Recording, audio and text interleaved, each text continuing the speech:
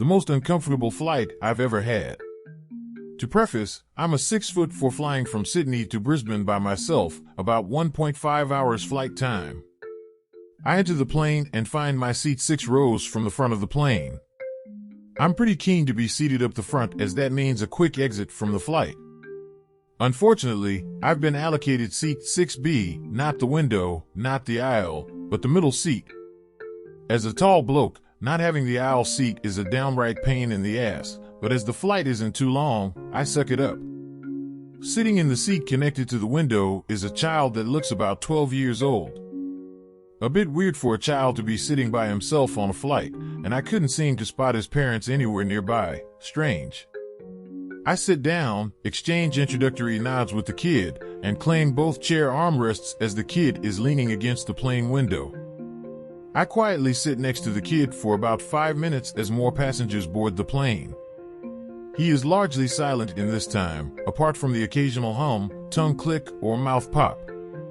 He gave off slightly autistic vibes, but honestly, I'm sure I do as well, so I didn't judge. Then, the largest woman I have ever seen squeezes onto the plane. This woman was so large that her stomach fat brushed both sides of the aisle as she waddled down the plane corridor. I'm honestly astonished she was allowed on a commercial flight rather than being transported on a effing freight plane. As this blimp of a woman wafts down the aisle, the only thing going through my mind is not next to me. Not next to me. Not next to me, damn. She proceeds to squeeze into my row, completely fill the aisle seat, and then spill over onto the armrest. I quickly retract my arm so it doesn't get claimed by this absolute blob of a woman, and then lean heavily onto the armrest shared with the child. He seems chill about it for the next few minutes until the pilot's voice breaks out on the intercom, "Buzz, good afternoon ladies and gentlemen. Unfortunately, the flight will be delayed by approximately 30 minutes while we wait for some passengers to board from a connecting flight from Perth. Buzz." For some reason unbeknownst to me, this makes the kid to my right effing loses his shit. He starts going ballistic, screaming, losing his mind. I try to lean away from him, but remember I'm trapped in by the wall of flesh on my left side. I'm quite broad-shouldered, so my resultant action is squeezing my shoulders forward, making myself as thin as possible and praying to God that this kid doesn't bite me.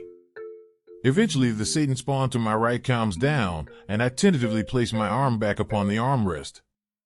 All is good in the world until the pilot returns to the intercom, "Buzz, sorry ladies and gents, it'll just be another 15 minutes or so until we take off. Thank you for your patience, Buzz."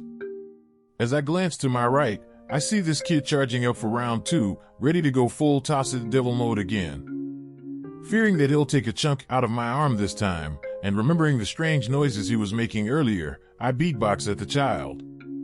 He immediately lowers his weapons, gives me a massive smile, and beatboxes back at me. Everyone around me was murmuring and looking at each other like, "OMG, did he just beatbox at that kid?" mixed with, "I guess it worked though." Regardless, our brief percussionary exchange seemed to disarm the child, and he was quite well behaved for the remaining duration of the flight. Upon landing, due to the woman's extraordinary size, she felt the need to allow everyone else to get off the plane first so she had sufficient space to disembark. I would not have reaped the benefits of my forward seating in the plane at all had it not been for a middle-aged couple seated about 4 rows behind me. This couple politely provided enough space for the woman to get off the plane, but prefaced it with the statement, "Sorry, our son is sitting against the window." This means that this couple had abandoned the child, probably knowing how he would react, and decided to sit far away enough to not have to deal with him. Anyway, safe to say I sped away from that terminal and locked that memory away.